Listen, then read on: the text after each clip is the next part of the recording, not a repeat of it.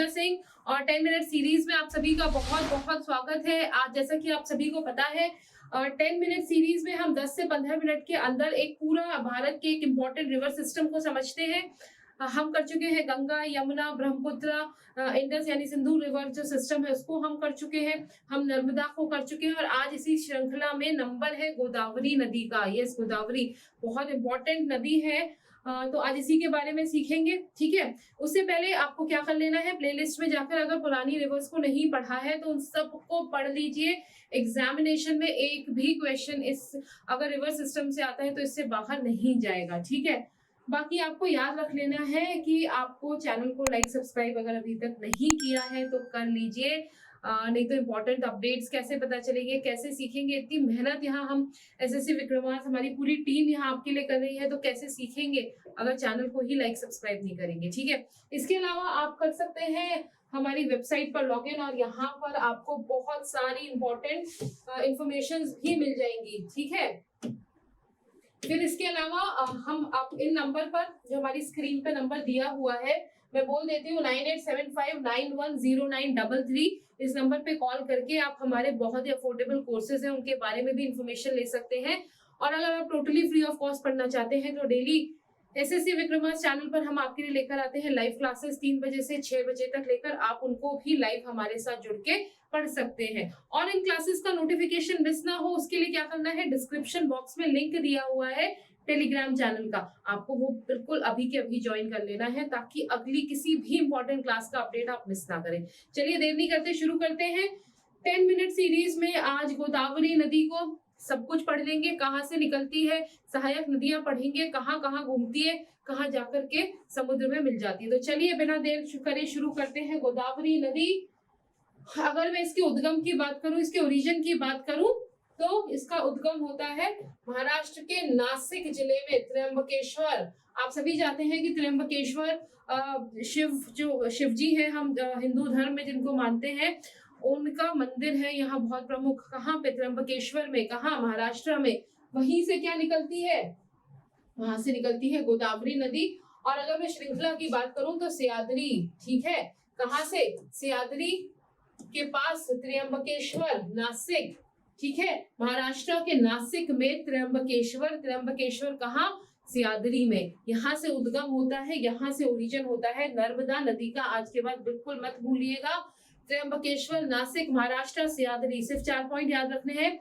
गोदावरी के लिए कहाँ से शुरुआत होती है तो याद रखिएगा कि गोदावरी नदी की शुरुआत होती है महाराष्ट्र के नासिक से। नासिक में भी कहाँ, सह्याद्री जो पर्वत श्रृंखला है, सह्याद्री में भी कहाँ, त्र्यंबकेश्वर। बिल्कुल मत भूलिएगा। चलिए आगे चलते हैं। ठीक है, अब ये त्र्यंबकेश्वर के पास ब्रह्मगिरी पर्वत, एक और चीज आ गई। तो मैंने आपको क्या बताया, सबसे पहले चलते हैं महाराष्ट्र।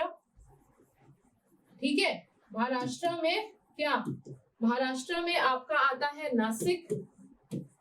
नासिक में क्या है, नासिक में है सह्याद्री। सह्याद्री में क्या है, तो सह्याद्री में है ब्रह्मगिरी, ब्रह्मगिरी पर्वत। ठीक है, ब्रह्मगिरी में से क्या निकलती है, ब्रह्मगिरी में त्र्यंबकेश्वर, त्र्यंबकेश्वर और वहां से निकलती है आपकी गोदावरी नदी। तो बिल्कुल मत भूलिएगा, पर्वत अगर श्रेणी पूछ लेते हैं तो सह्याद्री है, पर्वत पूछ लेते हैं तो ब्रह्मगिरी पर्वत है, वहां से गोदावरी का उद्गम होता है। ठीक है, बहाव कहाँ जाती है, बंगाल की खाड़ी में गिरती है। तो यानी ये कैसी है, ये ईस्ट फ्लोइंग नदी है। ठीक है, कैसी है, ये ईस्ट फ्लोइंग, पूरब की तरफ बहने वाली है। इससे पहले जब हमने नर्मदा पढ़ा था तो हमने पढ़ा था वो पश्चिम की तरफ यानी वेस्ट फ्लोइंग नदी रिवर थी। और वेस्ट फ्लोइंग क्यों थी, क्योंकि मैंने बताया था कि रिफ्ट वैली में बहती है और रिफ्ट वैली का जो ढाल है वो आपका पश्चिम की तरफ है। इसीलिए जो आपकी हमने नर्मदा नदी पढ़ी थी उसका बहाव पश्चिम की तरफ है, लेकिन ज्यादातर नदियां पूरब की तरफ बंगाल की खाड़ी में जाकर के गिरती हैं। गोदावरी भी उनमें से एक है। ठीक है, इसके और भी कुछ नाम हैं, जैसे वृद्ध गंगा, वृद्ध गंगा या दक्षिण गंगा। किस किस नाम से जानते हैं, वृहद यानी ओल्ड गंगा या दक्षिण गंगा।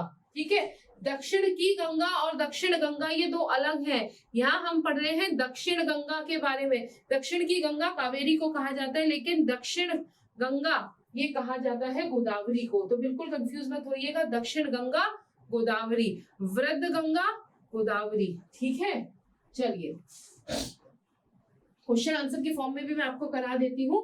गोदावरी नदी पश्चिम की ओर बहती है, पूरब की ओर, आपको बहुत अच्छे से पता चल गया, पूरब की ओर बहने वाली नदी है। गोदावरी नदी की सबसे लंबी सहायक नदी कौन सी है? तो मंजरा इसकी सबसे लंबी सहायक नदी है। और सबसे बड़ी यानी जिसमें पानी सबसे ज्यादा है, तो लंबी और बड़ी में फर्क है। लंबा हो सकता है किलोमीटर में होगा, लेकिन बड़े की बात होंगे तो पानी के वॉल्यूम के हिसाब से होगा। तो सबसे लंबी मंजरा है, और अगर सबसे बड़ी की बात करूं तो प्राणहिता नदी है। ठीक है, तो मंजरा सबसे लंबी, प्राणहिता सबसे बड़ी सहायक नदी। फिर उसके बाद गोदावरी नदी के तट पर स्थित सबसे बड़ा शहर कौन सा है जो गोदावरी नदी के तट पर स्थित है? तो याद रखिएगा राजमुंदरी, जो इसके जब ये बे ऑफ बंगाल में, बंगाल की खाड़ी में गिरती है, उससे मात्र 80 किलोमीटर पहले ये महत्वपूर्ण शहर पड़ता है राजमुंदरी। ये यहीं पर ये इसके तट पर स्थित सबसे बड़ा शहर है। ठीक है, बिगेस्ट सिटी है on the river banks of Godavari, Rajahmundry. Largest tributary Pranahita, सबसे बड़ी सहायक नदी, और लॉन्गेस्ट सबसे लंबी मंजरा। आई होप आपको ये क्लियर हो गया होगा। चलिए, गोदावरी नदी प्रायद्वीपीय भारत की सबसे बड़ी नदी प्रणाली है ना, यानी पेनिनसुलर इंडिया की अगर मैं बात कर रही हूँ तो उसकी सबसे बड़ी नदी प्रणाली कौन सी है? गोदावरी है। यानी प्रायद्वीपीय भारत में अगर कोई पूछ लेता है कि सबसे बड़ा रिवर सिस्टम, सबसे बड़ी नदी प्रणाली कौन सी है, तो याद रखिए गोदावरी रिवर सिस्टम तो प्रायद्वीपीय भारत का सबसे बड़ा रिवर सिस्टम है। ठीक है, चलिए, ये 1465 किलोमीटर लंबी है और इसे देश की गंगा के बाद दूसरी सबसे लंबी नदी माना जाता है। 1465 किलोमीटर का इसका पूरा उद्गम से लेकर के, और जब ये गिर जाती है बंगाल की खाड़ी में, वहां तक 1465 किलोमीटर ये चलती है। तो भारत की दूसरी सबसे बड़ी नदी से माना जाता है, लेकिन प्रायद्वीपीय भारत, पेनिनसुलर इंडिया की सबसे बड़ी नदी यही कहलाती है। ठीक है, चलिए, भारत के कुल भौगोलिक क्षेत्र का 10% भाग में बहती है। अगर भारत को पूरा 100% मानते हैं तो 10% भाग में गोदावरी का बहाव है। और इसका जो बेसिन है, ठीक है, जल निकासी जो बेसिन है इसका, ड्रेनेज बेसिन, यानी कि गोदावरी और इसके साथ साथ इसकी सहायक नदियां, इसे अगर हम मिला के देखें तो ये 7 राज्यों में मौजूद है। ठीक है, वो 7 राज्य कौन से हैं आइए वो देख लेते हैं। महाराष्ट्र, जहां से उद्गम होता है, आंध्र प्रदेश, छत्तीसगढ़, उड़ीसा राज्यों के अलावा मध्य प्रदेश, कर्नाटका और पुडुचेरी के छोटे हिस्सों तक फैला हुआ है, जिसका कुल क्षेत्रफल लगभग 3 लाख वर्ग किलोमीटर है। तो ये 7 राज्य आपको अच्छे से याद होने चाहिए जहां से गोदावरी होकर निकलती है। देखिए, हाँ मैं एक सेकंड, हाँ ये देख लीजिए, यहाँ से आप इसको आइडिया लगा सकते हैं कि ये गोदावरी का पूरा बेसिन है। ये तो बे ऑफ बंगाल आ गया जहाँ ये गिरती है। ठीक है, इधर आपका हैदराबाद हो गया, महाराष्ट्र से ये यहाँ से शुरू होती है, अलग अलग राज्यों में। कि देखिए आपके पेश यानी एमपी के क्षेत्र में भी इसकी सहायक नदियां फैली हुई है। तो अगर मैं बात कर रही हूँ इसके ड्रेनेज बेसिन की, यानी वो एरिया जहां पर ये इसके पानी का बहाव रहता है, तो वो 7 राज्यों में है। ठीक है, चलिए एक बार पीछे से और देख लेते हैं। हाँ ठीक है, ये सब आप देख लीजिएगा। मुख्य नदी तेलंगाना, महाराष्ट्र और तेलंगाना, छत्तीसगढ़ राज्यों के बीच अंतरराज्यीय सीमा बनाती है। तो गोदावरी नदी कहाँ कहाँ अंतरराज्यीय सीमाएं बनाती है? तो याद रखिएगा, महाराष्ट्र, तेलंगाना और छत्तीसगढ़, इन राज्यों के बीच ये क्या बनाती है? ये बॉर्डर का काम करती है, स्टेट बॉर्डर्स का। ठीक है, अब इसका अगर डेल्टा, ठीक है, इसका जो डेल्टा होता है वो गोलाकार, उभार और कई सहायक नदियों वाला लोबेट प्रकार का होता है। तो लोबेट डेल्टा ऐसा होता है, देखिए, है ना, ये कैसा है? एक लोब जो होती है ना, इस तरह से देखिए, कहीं गांठ का सा टुकड़ा इस तरह से दिख रहा है ना, तो ये इसका डेल्टा है, यानी ये जो मुहाना बनाती है वो लोब, या इस लोबेट फॉर्म का उसको कहते हैं। ठीक है, लोब की शेप का क्यों है? क्योंकि इसकी बहुत सारी सहायक नदियां भी हैं, यहाँ पर की देखिए सब फैल रही है। तो ये जो मुहाना बना रही है कौन से शेप का है? लोबेट का है। अक्सर एग्जाम में पूछ लिया जाता है नदियों के मुहाने के बारे में, तो ये याद रखिएगा, फोटो याद रखिएगा कि लोब शेप का मुहाना कहाँ बनता है? तो गोदावरी नदी बनाती है। ठीक है, ये कैसा? गोलाकार उभार। लोब को क्या बोलते हैं? गोलाकार उभार भी बोलते हैं। ठीक है, चलिए, ये मैंने आपको दिखाया था, फिर से आऊंगी वापस इस पर। इससे पहले ये समझ लेते हैं कि ये विभिन्न भौतिक विशेषताओं से घिरा हुआ है। उत्तर की बात करूं तो गोदावरी नदी के उत्तर में सतमाला पहाड़ियां, अजंता पर्वतमाला और महादेव की पहाड़ियां हैं। ठीक है, ये देख लीजिएगा, यहाँ पर तो शायद नहीं दिखेंगी। तो ये कहाँ कहाँ है, सतमाला, अजंता, महादेव, ये एमपी वाले इलाके में हो गई है ना। दक्षिण की बात करूं तो बालाघाट और महादेव की पर्वतमाला है। ठीक है, दक्षिण भी आपको समझ में आ गया। फिर अगर पूर्व की बात करूं तो पूर्वी घाट और बंगाल की खाड़ी है ना। पश्चिम की बात करूं तो यहाँ पश्चिम घाट यानी वेस्टर्न घाट्स, ये ईस्टर्न घाट्स और बे ऑफ बंगाल। ठीक है, और दक्षिण की बात करूं तो बालाघाट और महादेव है, और अगर मैं उत्तर की बात करूं तो उसमें सतमाला, अजंता और महादेव की पहाड़ियां। ये याद रखिएगा, बहुत इंपॉर्टेंट है। ठीक है, चलिए अब इसकी सहायक नदियां देख लेते हैं। सहायक नदियां इसकी है प्रवरा, पूर्णा, मंजरा, पेनगंगा, वर्धा, वैनगंगा, प्राणहिता। अब जो प्राणहिता है वो वैनगंगा, पेनगंगा, वर्धा का संयुक्त प्रवाह है ना। इंद्रावती, मनेर, सबरी। फिर उसके बाद अगर मैं इनकी राइट हैंड साइड और लेफ्ट हैंड साइड, अब देखिएगा जब आप राइट और लेफ्ट यहाँ पर करेंगे तो याद रखिएगा यहाँ पर नदी का प्रवाह ईस्ट की तरफ है यानी पूरब की तरफ है, तो इसमें राइट हैंड साइड और लेफ्ट हैंड साइड। ठीक है, ये आपको याद रखना है कि प्रवाह किस तरफ है। तो अगर इसकी दाएं और बाएं की बात करूं यानी दाएं यानी राइट की, और अगर मैं बाएं की बात करूं तो लेफ्ट की, तो प्रवरा, मंजीरा और मनेर ये राइट हैंड इसकी ट्रिब्यूटरीज है, ये सहायक नदी है। पूर्णा, प्राणहिता, इंद्रावती और सबरी ये बाएं हाथ की है। ठीक है, जब मैं प्राणहिता बोल रही हूँ जो इसकी सबसे बड़ी सहायक नदी है, तो याद रखिएगा वर्धा, वैनगंगा और पैनगंगा, वर्धा, वैनगंगा, पैनगंगा, इन तीनों की संयुक्त प्रवाह को प्राणहिता कहा जाता है। ठीक है, क्या क्या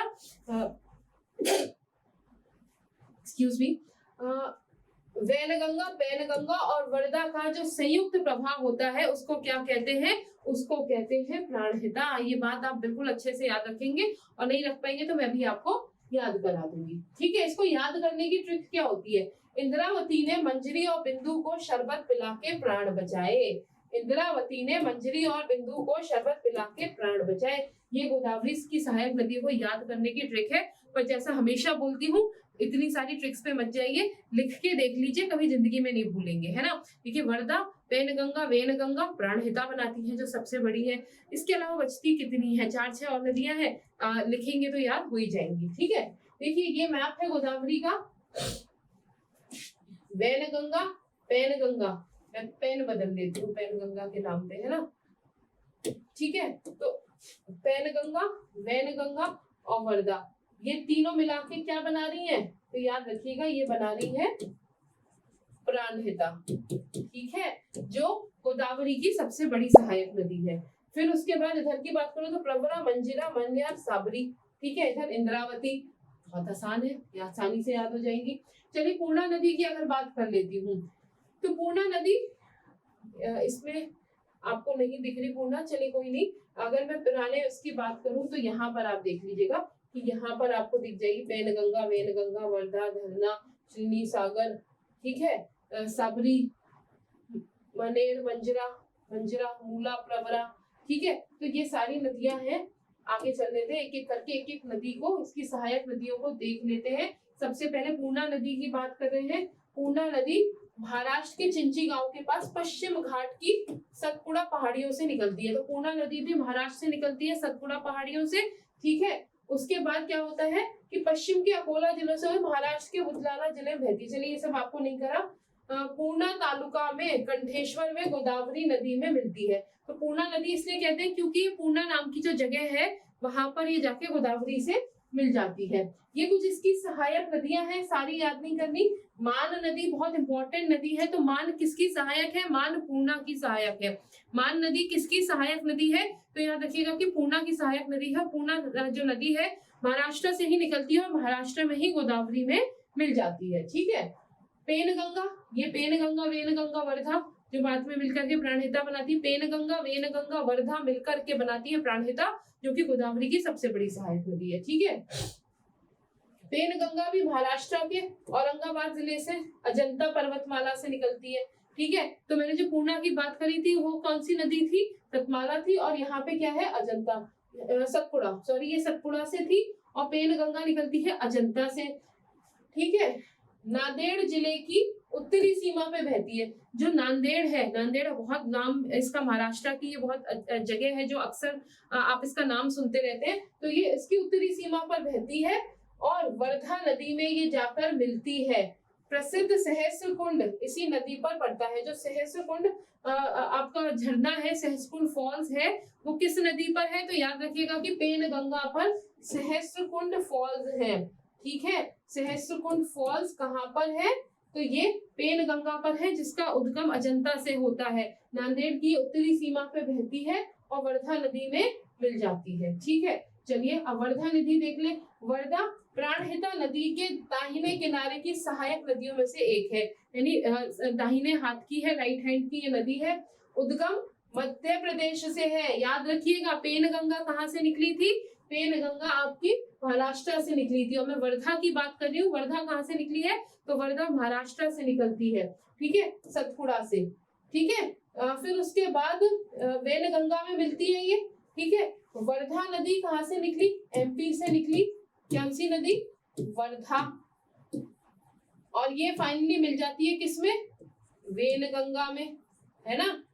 वेनगंगा में मिल जाती है ये। और फिर ये क्या करती है? ये मिल जाकर के फाइनली जो पेनगंगा है ये वर्धा की महत्वपूर्ण नदी है। तो जो पेनगंगा है, पेनगंगा राइट बैंक ट्रिब्यूटरी है वर्धा की, और वर्धा राइट बैंक ट्रिब्यूटरी है प्राणहिता की। ठीक है, तो पेनगंगा क्या करती है? आकर के वर्धा में मिलती है और फिर वर्धा पेनगंगा के साथ मिल जाती है वेनगंगा में, और ये सारे के सारे मिलकर के क्या बनाते हैं? प्राणहिता नदी बनाते हैं। ठीक है, वेनगंगा, अच्छा वर्धा हो गई। अब मैं वेनगंगा की बात करूं तो ये भी मध्य प्रदेश से निकल रही है। तो वर्धा और वेनगंगा मध्य प्रदेश से, पेनगंगा की बात करूंगी तो महाराष्ट्र से, याद रखिएगा। ठीक है, वर्धा वेनगंगा दोनों ही एमपी से निकल रही है। ये भी सतपुड़ा से निकल रही है ना? अगर देखिए वर्धा की बात करूं, ये भी सतपुड़ा से थी। चलिए, अब ये क्या करती है? 32 किलोमीटर की लंबाई तक मध्य प्रदेश में महाराष्ट्र के बीच राज्य की सीमा बनाने के लिए बाद बहती है। ठीक है, तो यानी वेनगंगा महाराष्ट्र और एमपी की सीमा भी बनाती है 32 किलोमीटर की। उसके बाद महाराष्ट्र में ये वर्धा नदी में शामिल हो जाती है। ठीक है, तो वेनगंगा वर्धा मिल जाते हैं, पेनगंगा ऑलरेडी वर्धा में मिली हुई है। फिर ये क्या बनाते हैं? ये प्राणहिता का निर्माण करते हैं। प्राणहिता गोदावरी की सबसे बड़ी सहायक नदी प्राणहिता नदी है, जिसका जल निकासी क्षेत्र लगभग 35% जो जल निकासी क्षेत्र है, ड्रेनेज एरिया है, वो कौन बनाता है? वो प्राणहिता नदी बनाती है। ठीक है, उसके बाद सतपुड़ा और अजंता पर्वतमालाओं और सतपुड़ा पठार और महाराष्ट्र के विदर्भ क्षेत्रों मैदानों से बहती है और आंध्र प्रदेश और महाराष्ट्र की सीमा पर, ठीक है, केलेश्वरम में गोदावरी में ये मिल जाती है। तो इसका गोदावरी में विलय कहाँ हो रहा है? आंध्र प्रदेश और मध्य प्रदेश, एमपी के, महाराष्ट्र और आंध्र प्रदेश के सीमा पर। ठीक है, आंध्र प्रदेश और महाराष्ट्र की सीमा पर प्राणहिता नदी गोदावरी में मिलती है, याद रखिएगा। ठीक है, 4 सहायक नदियां हैं इसकी, वेनगंगा, वर्धा, पेनगंगा और एक पेद्दावागुआ। ठीक है, ये भी याद रखिएगा, लेकिन 3 आपको मेन याद रखनी है, वेनगंगा, पेनगंगा और वर्धा। ये प्राणहिता की मेन ट्रिब्यूटरीज है। ठीक है, ये बिल्कुल भी नहीं भूलना है। अब आते हैं इंद्रावती नदी, उड़ीसा से इसका उद्गम है। ठीक है, तो पहली सहायक नदी गोदावरी की, जिसका उद्गम स्थल क्या है? उसका उद्गम स्थल है उड़ीसा। ठीक है, फिर ये आपका उड़ीसा के कोरापुट जिला, बताइए कोरापुट जिला जो है वो भी किसी चीज के लिए बड़ा फेमस है, और मध्य प्रदेश के बस्तर जिले से होकर पश्चिम की ओर बहती है। ठीक है, सबरी नदी का बात करेंगे, ये भी उड़ीसा से निकलती है। तो इंद्रावती और सबरी दोनों ही उड़ीसा से इनका उद्गम स्थल है। ठीक है, उद्गम, अगर मैं कोई आपसे कोलाब नदी पूछ लेता है तो याद रखिएगा सबरी नदी को ही कोलाब कहा जाता है। कहाँ पर? उड़ीसा में। तो उड़ीसा में सबरी नदी, जो कि गोदावरी की सहायक नदी है, उसको कौन नाम से जानते हैं? जिसे कहते हैं कोलाब।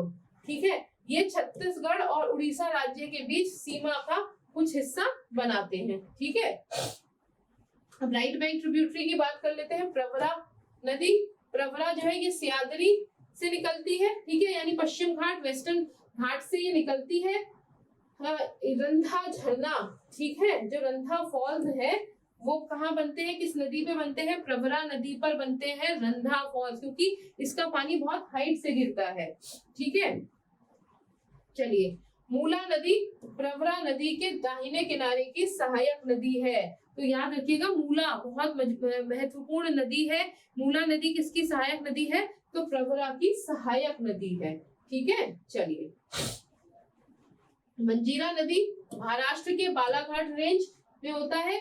75 की, ठीक है। तो ये कहां से निकली है? मंजीरा बालाघाट से, और ये भी महाराष्ट्र और आंध्र प्रदेश के बीच सीमा बनाती है। ठीक है, तो मंजीरा नदी क्या बना रही है? महाराष्ट्र और आंध्र प्रदेश के बीच में सीमा का निर्माण करती है।